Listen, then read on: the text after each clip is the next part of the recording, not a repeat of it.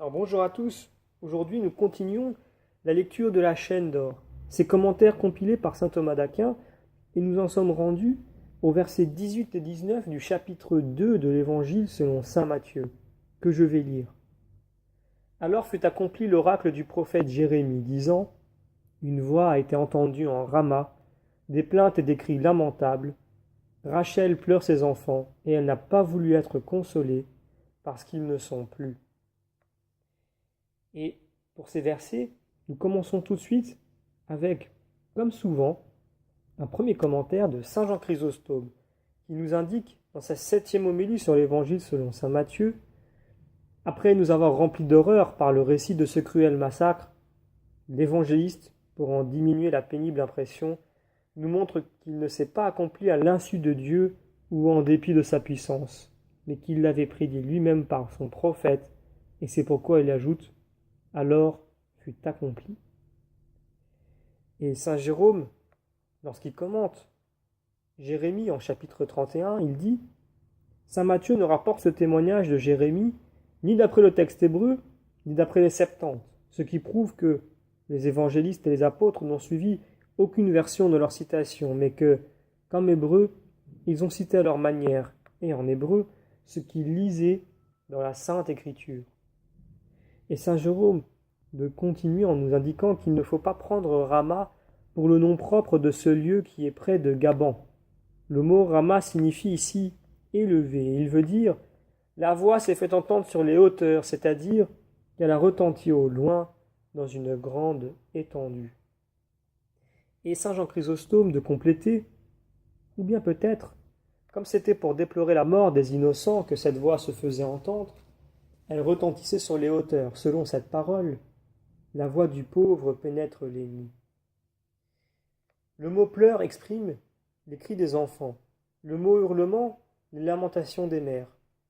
Mais pour les enfants, la mort mettait fin à leur douleur, tandis que la douleur des mères se ravivait sans cesse dans le souvenir de leurs enfants. C'est pour cela qu'il est dit : il y eut de grands gémissements. C'est Rachel qui pleurait ses enfants.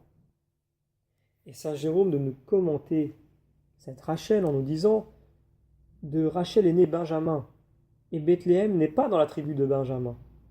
On se demande donc pourquoi Rachel pleure les enfants de Juda, c'est-à-dire ceux de Bethléem, comme ses propres enfants.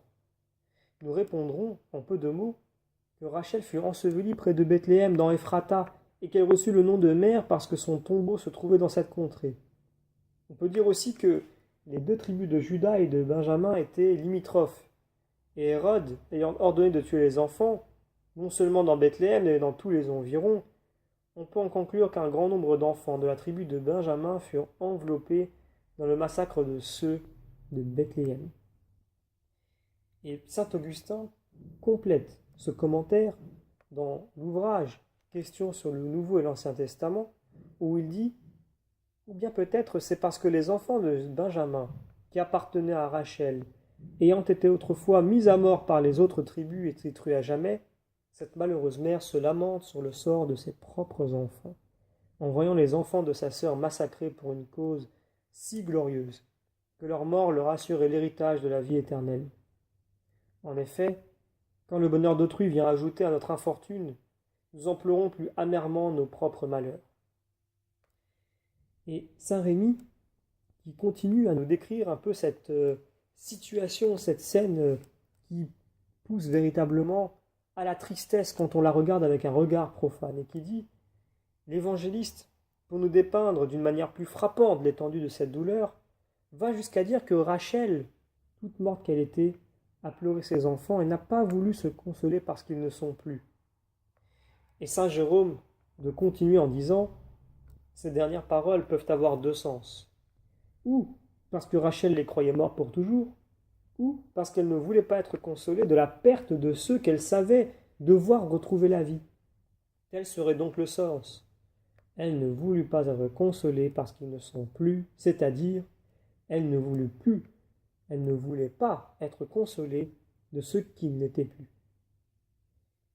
Et nous arrivons maintenant à saint Hilaire, lorsqu'il commente l'évangile selon saint Matthieu, au premier chapitre, où il dit : on ne pouvait dire de ces enfants qui paraissaient morts, qu'ils avaient cessé d'exister, car la gloire du martyr les avait élevés jusqu'à la vie plus parfaite de l'éternité.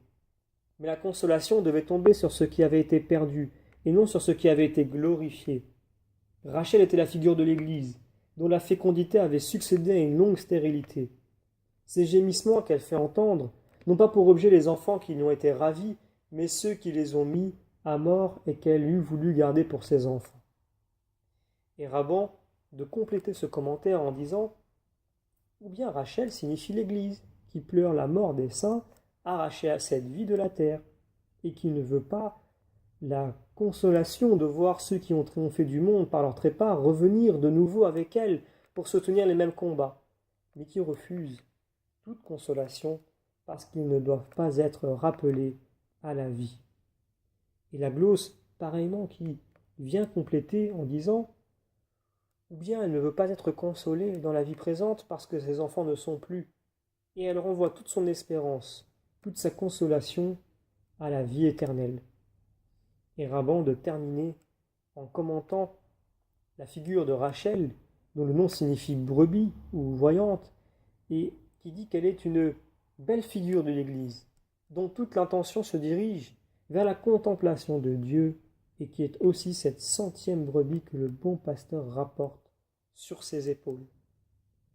Nous terminons ici la lecture des commentaires compilés par saint Thomas d'Aquin sur l'Évangile selon saint Matthieu, chapitre 2, versets 17 à 18.